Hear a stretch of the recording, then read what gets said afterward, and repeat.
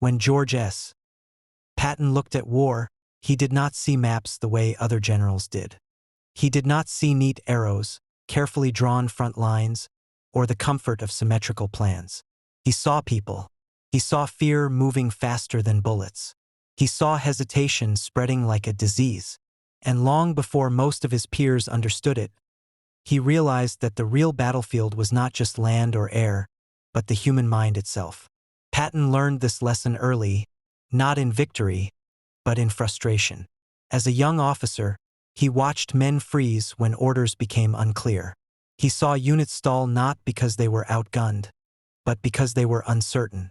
He noticed that once momentum was lost, fear filled the vacuum.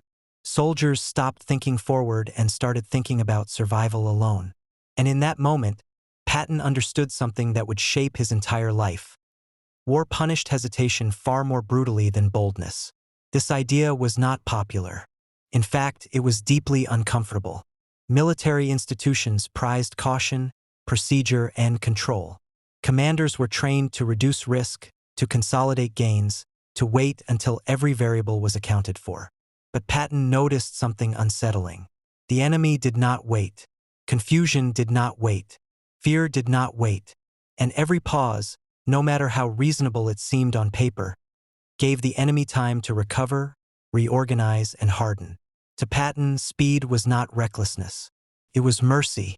He believed that moving fast shortened wars, saved lives, and shattered the enemy's will before battles even fully formed. He would later say that a good plan violently executed now was better than a perfect plan executed next week. But this was not a slogan to him. It was a conclusion drawn from watching men die while waiting for permission to move. During World War I, Patton served in the newly emerging field of armored warfare.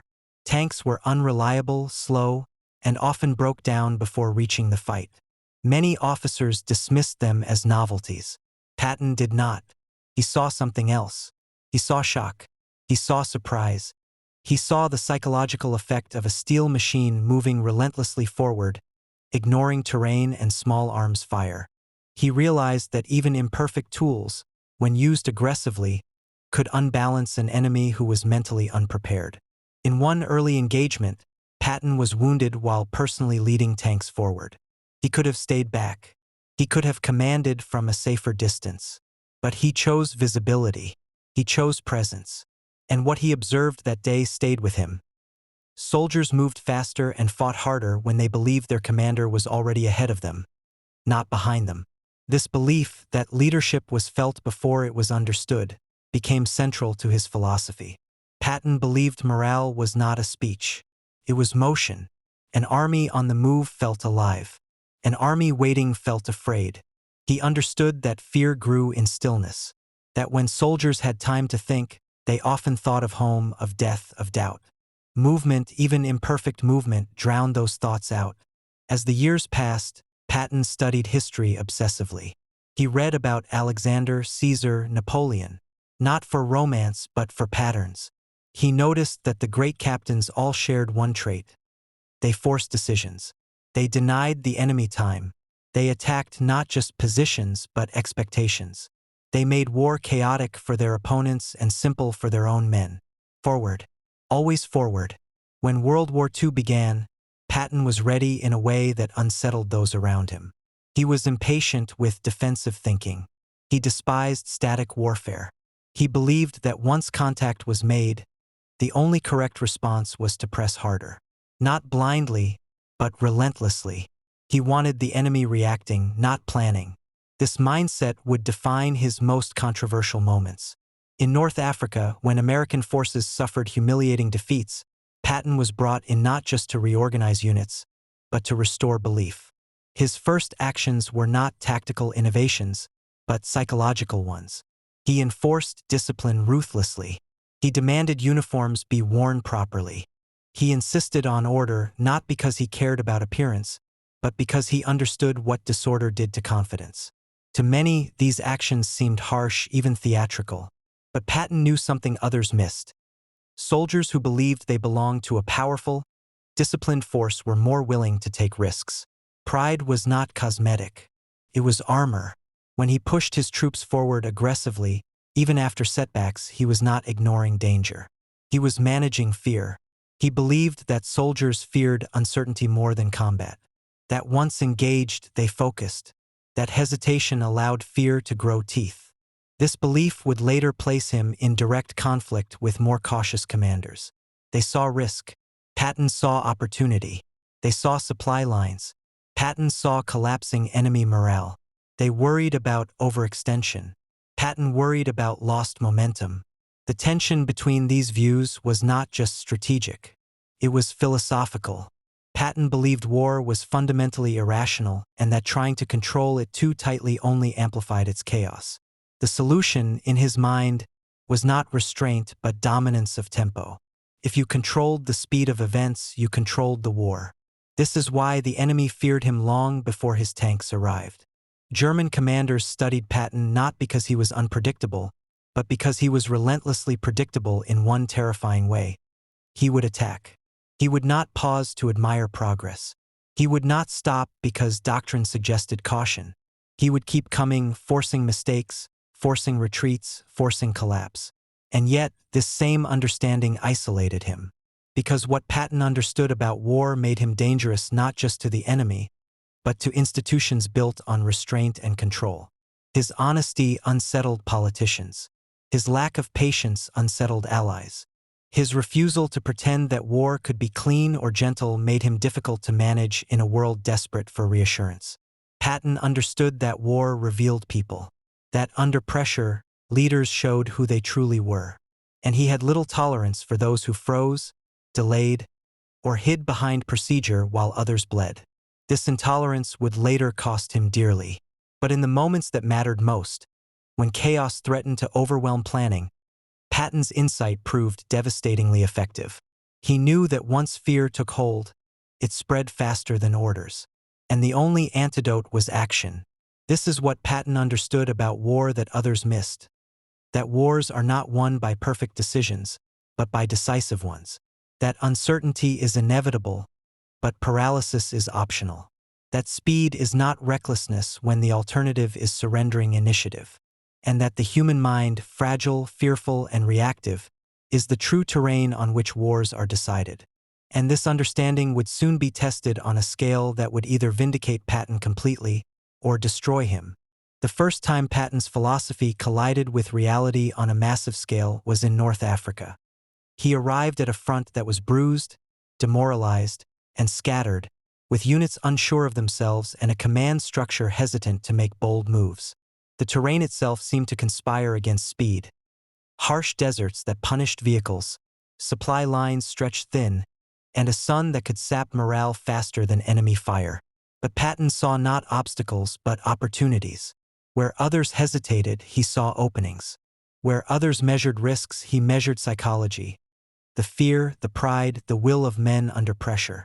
He demanded that his troops move faster, strike sooner, and think aggressively. He inspected them personally, riding among the ranks in vehicles that jolted over sand and rock. He barked orders, corrected mistakes instantly, and refused to excuse hesitation. Some officers resented him. Some soldiers feared him. But in every face he looked for resolve. He needed men who understood that speed was not just a tactic, it was survival. During one operation near the Kasserine Pass, American forces faced a decisive German counterattack. Confusion reigned. Officers were uncertain. Soldiers clutched their rifles, unsure if they would live to see the next hour. Patton took command personally. He moved to the front, assessing positions in real time, and ordered maneuvers that seemed reckless to cautious observers. Rapid flanking movements, immediate counterattacks, and daring charges that ignored the traditional sequence of securing supply lines first. And yet, it worked. Slowly, the disorganized forces began to rally.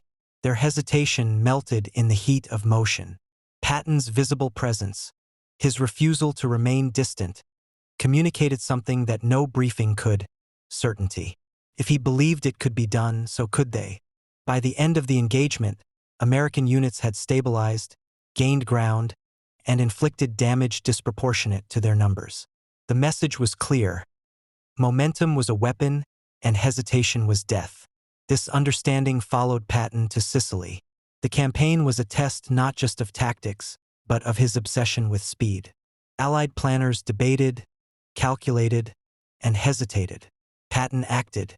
He pushed his forces forward aggressively, moving faster than intelligence could report, forcing both the Germans and even some of his own allies to react to him. Montgomery, in particular, grew frustrated at what he considered reckless advances. To Patton, it was simple. The enemy reacts, you dictate, and the war begins to bend to your will. To Montgomery, it seemed impulsive. To Patton, caution was surrender. But it was not all victories or clear successes. The slapping incidents revealed the human cost of a philosophy built on relentless pressure. Soldiers and subordinates, already exhausted by constant demands for speed and discipline, cracked under the strain. Patton's confrontational style, meant to restore morale and energy, sometimes backfired. News spread, political pressure mounted, and he faced the very real possibility of losing his command. Yet even in this low, public moment, Patton's insight into human psychology remained intact. He did not waver in his belief that fear of action was the greater enemy than fear of the battlefield. When D-Day approached, Patton's understanding of war transcended the battlefield entirely. He became the centerpiece of one of the most brilliant deceptions in military history. The Allies needed Hitler to believe the invasion would come at Pas de Calais, not Normandy. Patton, with his aggressive reputation, was used as bait. The Germans feared him more than any other American commander. His mere presence in southern England convinced the enemy that the main assault would hit elsewhere. Not a single shot was fired in this battle, yet Patton's understanding of perception, expectation, and psychological pressure shaped the outcome of the invasion itself. This was the essence of what Patton knew that others missed. War is fought in the minds of men as much as on the ground. Control the perception and you control the battlefield. He understood that fear, confusion, and anticipation could be manipulated like troops on a chessboard. While other generals concentrated on logistics and firepower, Patton's insight was that speed and psychology were intertwined. Momentum did not just move armies, it broke them. But understanding was not enough. Patton needed to prove it, and soon, taking command of the Third Army after the Normandy invasion, he faced the monumental challenge of moving hundreds of thousands of soldiers and mechanized units across France. Supply lines were tenuous. German defenses were stubborn. Winter loomed on the horizon. Yet he moved with what seemed impossible speed, forcing the enemy into retreat and creating a dynamic that astonished both Allies and Germans. Each advance was both physical and psychological. German troops could not regroup, could not anticipate his next move. They were always reacting. Patton had not just moved his army. He had moved the enemy's mind. It was during the Battle of the Bulge that Patton's understanding reached its dramatic peak. American forces were encircled, frozen by the surprise German offensive. Hesitation had allowed fear to take root. Relief was slow. Commanders debated options. Patton, true to form, mobilized the Third Army on a forced march in freezing weather, cutting across seemingly impassable terrain to reach Bastogne. The sheer speed and decisiveness of his actions turned despair into hope and fear into awe. Soldiers who doubted, panicked, or hesitated found themselves in motion, in purpose, and in survival. The lesson Patton had understood decades earlier, the lesson that so few of his contemporaries grasped, was confirmed in the bitter cold of Belgium. Speed kills hesitation, action disarms fear, and certainty, when projected, becomes contagious. Every mile his tanks moved, every command issued without delay, shifted the balance from reaction to initiative. Yet even in victory, the human element remained central. Patton was never detached from his men. He knew that fear was not an abstraction. It was visible in faces, audible in voices, and tangible in the air before battle. He demanded courage not as a slogan, but as a continuous practice. Leaders around him often focused on territory, lines, or strategies. Patton focused on the hearts and minds of those who executed those strategies. To him, a disciplined, confident, and decisive soldier could create results that even the best plan on paper could not. And this understanding created paradoxes. Allies feared his audacity, superiors questioned his methods, and political pressures threatened his career. Yet, in the calculus of war, what Patton understood mattered more than what they approved. History would later judge him not on the comfort he provided to bureaucracies, but on the results he achieved on the battlefield, and more importantly, on the human lessons he left behind. Patton's genius, and the aspect that made him so misunderstood, was that he saw war not as a series of events to manage, but as a continuum of human reactions to speed, certainty, and motion. Where others froze, he acted. Where others hesitated, he advanced. Where others feared, he calculated. And in that combination, he created not just victories, but awe, inspiration, and fear, the most potent weapons any commander can wield. As the guns fell silent across Europe, the war that had consumed millions of lives and reshaped nations, Patton did not celebrate. Victory was not a medal to him, nor a parade, nor even recognition. It was a measure of motion, of decisions executed, of hesitation defeated. And yet, in that silence, he faced a truth he had long anticipated but never fully prepared for. War could end, but its human echoes would not.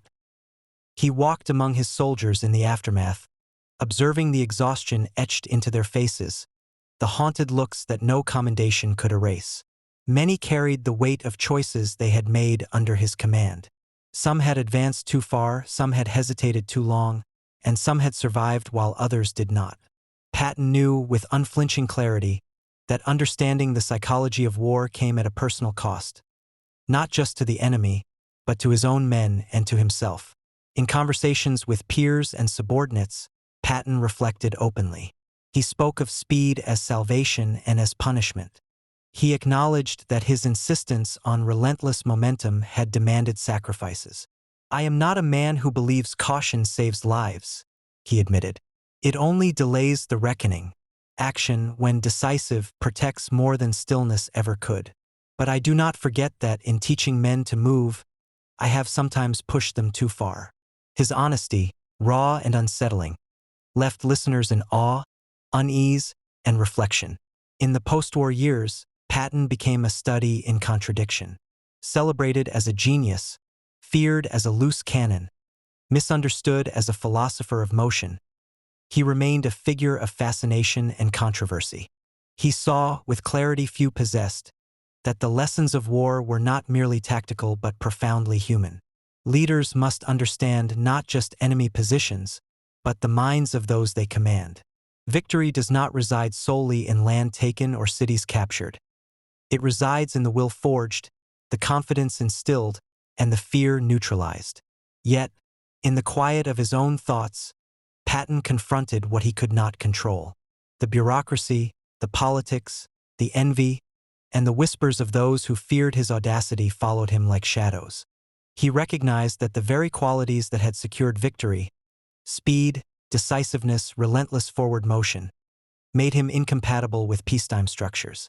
Leadership, he realized, demanded a different kind of psychology when battles were replaced by committees, when motion was replaced by memoranda, when fear was replaced by opinion. Even in his final months, Patton's mind remained a battlefield of insight and reflection. He studied history as obsessively as ever, seeking patterns in both triumphs and mistakes, searching for the moments where hesitation had cost more than courage could save. He pondered his own philosophy. The human mind is fragile, fear is contagious, and decisiveness is the antidote. He understood, better than almost anyone, that the moral weight of command is as heavy as any gun, as enduring as any scar. Patton's death came suddenly, violently, and unexpectedly. It was not the battlefield that claimed him, but a car accident, a cruel irony for a man who had danced so closely with danger. The man who had spent decades teaching others to face fear with speed, certainty, and relentless motion was taken in a moment of stillness. Yet even in death, his understanding of war and humanity remained potent, almost living. Scholars, soldiers, and historians would study him for decades, not just for the battles he won, but for the questions he forced others to ask about courage, fear, and the human capacity for action. The lessons Patton imparted are enduring because they do not reside in maps, charts, or reports. They reside in human response, the immediacy of decision, the weight of choice, the fragility of hesitation, and the force of momentum. He showed that true leadership is felt before it is seen, that courage spreads faster than orders, and that decisive action is the currency with which wars are won and lost. And for the audience watching today, the questions linger. What does it mean to act decisively in the face of fear? When does caution become paralysis? How much human potential is lost to hesitation? Patton's life, his victories, his controversies, and his philosophy demand that we reflect, not just on history, but on ourselves. They compel us to ask, if we understood the battlefield as he did, how would we live differently, lead differently, or move faster through the uncertainties of our own lives? Patton's story is not just a tale of war. It is a mirror, reflecting the tension between courage and caution, between motion and hesitation, between fear and action.